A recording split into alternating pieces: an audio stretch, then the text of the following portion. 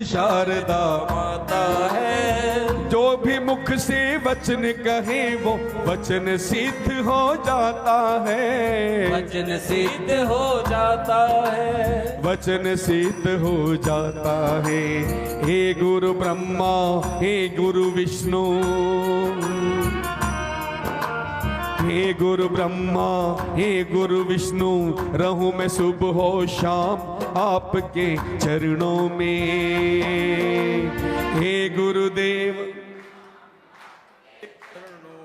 चरणों में सारे तीर्थ धाम आपके चरणों में।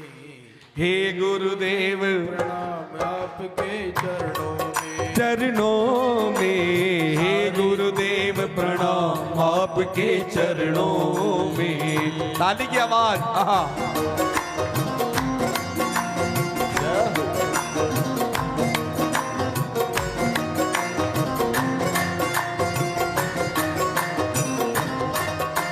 निर्धन को धनवान बना दो, मूर्ख को गुणवान प्रभु, को गुणवान प्रभु, मूर्ख को गुणवान प्रभु।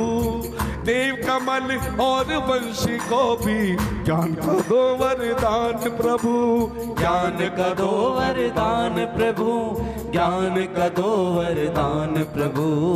हे महालक्ष्मी हे महादानी, हे महालक्ष्मी हे महाज्ञानी, रहूं मैं सुबह हो शाम आपके चरणों में। हे गुरु देव प्रणाम आपके चरणों में। चरणों में सारे तीर्थ धाम आपके चरणों में। चरणों में। हे गुरु देव प्रणाम आपके चरणों में। एक मिनट के लिए दोनों हाथ ऊपर उठा लो जी, आधा ही मिनट खाली बस, ठीक है जी। सारे तीर्थ धाम आपके चरणों में। हे गुरुदेव प्रणाम आपके चरणों में। हे गुरुदेव प्रणाम आपके चरणों में। हे गुरुदेव प्रणाम आपके चरणों में। हे गुरुदेव प्रणाम आपके चरणों में। बोलो श्री सद्गुरुदेव महाराज की जय जय जय श्री राधे। और अंतिम में जब नहीं माने तो गुरुजी ने उसको झूठ बोलने के लिए कहा, तो वो नहीं माने कि गुरुजी आप मुझे झूठी बोलने की क्यों शिक्षा दे रहे हो।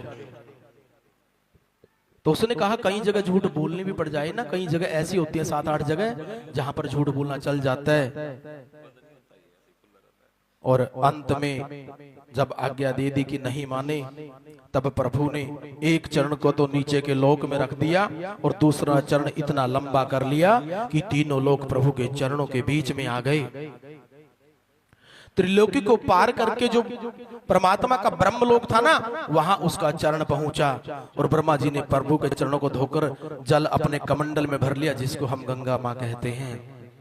और अब बोला कि तीसरा कदम कहां रखूं, नहीं तो तुम्हें नरक में जाना पड़ेगा। तो भगवान राजा बलि ने कहा एक बात मुझे प्रभु बताइए कि धन बड़ा होता है धन का मालिक। तो उसने कहा धन का मालिक तो धन से भी 100 गुना बड़ा होता है। तो उसने कहा एक जो कदम आपका पैर है इस मालिक के ऊपर, इस दास के ऊपर रख दीजिए। और इस करके जैसे ही उसने पांव बलि के सिर पर रखा, प्रभु की आंखों में आंसू आ गए कि वारे बलि, आया तो मैं तुझे छलने, लेकिन तुमने मुझे ही छल लिया। इतना सब लुट जाने के बाद भी जिसके हृदय में जरा सा क्रोध भी नहीं आया, तो ऐसे बलि को मैं प्रणाम करता हूं। और थोड़ी देर के अंदर उसकी पत्नी भी वहीं पर आ गई। भगवान, ये संसार आपकी क्रीड़ा